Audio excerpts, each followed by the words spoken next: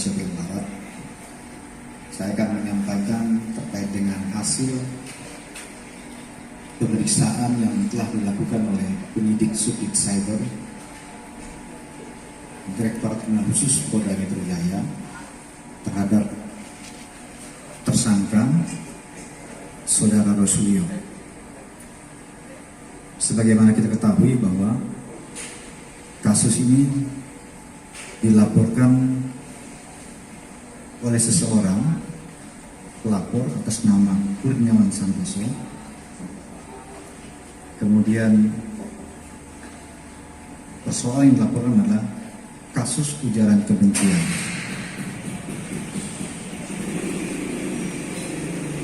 Di mana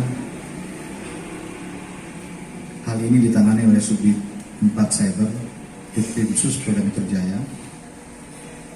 Kemudian hasil daripada penyelidikan dan penyidikan yang dilakukan oleh penyidik terkait dengan dugaan tindak pidana menyebarkan informasi elektronik yang menimbulkan kebencian atau permusuhan individu atau kelompok yang mengandung sara dan atau penistaan terhadap agama tertentu. Kemudian beberapa langkah yang telah dilakukan oleh penyidik mulai dari tahap penyelidikan dan penyidikan bisa saya sampaikan, diantaranya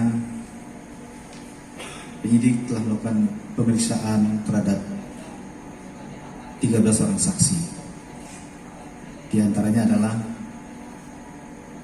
saksi ahli bahasa, saksi ahli agama,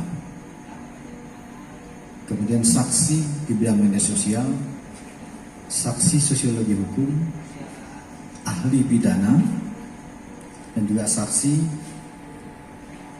terkait dengan ITE. Di samping para saksi-saksi ahli tadi yang kita periksa, kita juga telah memeriksa saksi-saksi lain yang mengetahui terkait dengan unggahan yang dilakukan oleh saudara Roy Suryo, di mana dalam unggahan tersebut mengandung unsur sara atau ujaran kebencian, permusuhan terhadap agama tertentu. Kemudian setelah tahap penyelidikan, maka beberapa hari lalu kita sudah sampaikan tahap penyidikan sudah kita tingkatkan, penyelidikan menjadi penyidikan. Kemudian dalam tahap penyidikan, saudara Rosulio sudah kita lakukan beberapa kali pemeriksaan. Kemudian penetapan beliau sebagai tersangka juga sudah kita lakukan pada pemeriksaan sebelumnya. Namun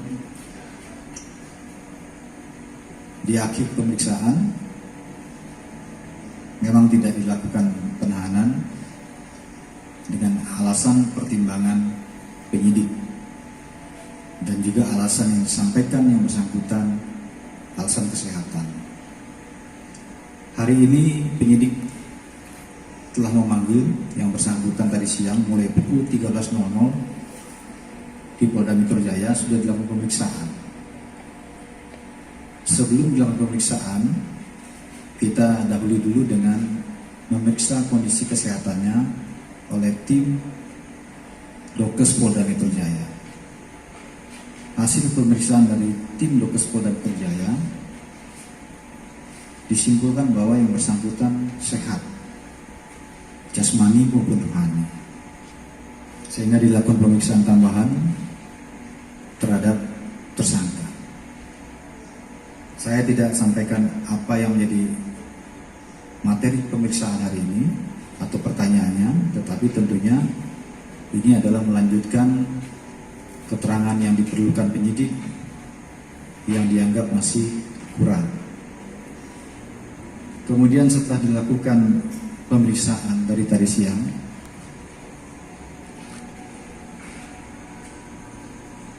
maka penyidik memutuskan mulai malam hari ini terhadap saudara Roy Suryo Noto Diprojo laki-laki usia 52 tahun sebagai tersangka dalam kasus ujaran kebencian ini. Mulai malam ini dilakukan penahanan. Hal ini dilakukan karena ada kekhawatiran dari penyidik yang bersangkutan akan menghilangkan barang bukti dan sebagainya, sebagaimana tertuang dalam pasal 21 ayat 1 KUHP. Kemudian beberapa barang bukti yang disita mulai malam ini oleh penyidik terkait dengan tindak pidana ini, diantaranya adalah akun Twitter Saudara Rosulio,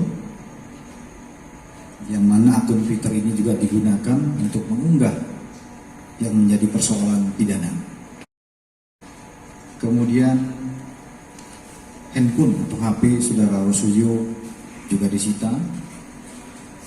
Kemudian handphone dari saksi atas nama Ade Suhendrawan juga dilakukan penyitaan.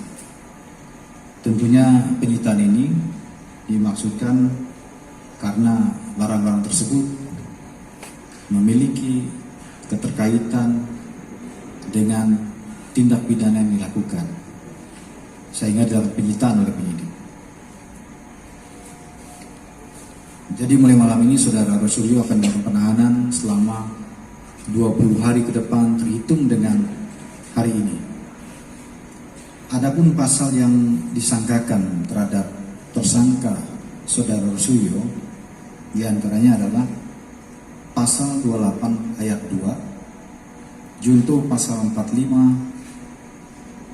ayat 2 Undang-Undang RI nomor 19 tahun 2016 tentang perubahan atas Undang-Undang RI nomor 11 tahun 2008 tentang ITE, di mana dalam aturan undang-undang ini dan pasal ini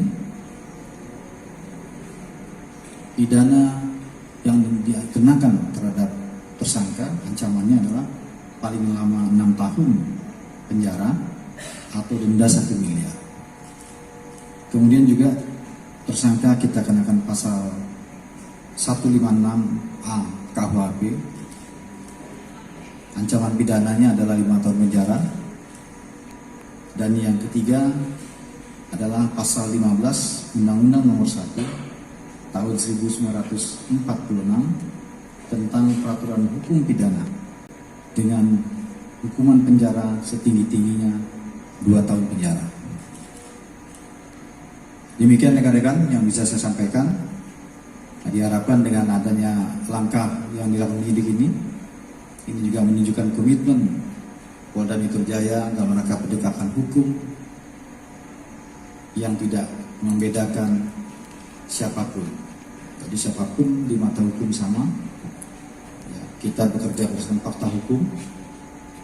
Ya, sehingga tentunya dengan kejadian ini kita mengambil hikmah dan juga pesan kepada masyarakat agar dalam bermedia sosial kita juga harus memperhitungkan apabila kita akibat unggahan kita ini menimbulkan pelanggaran pidana karena ada undang-undang yang mengatur.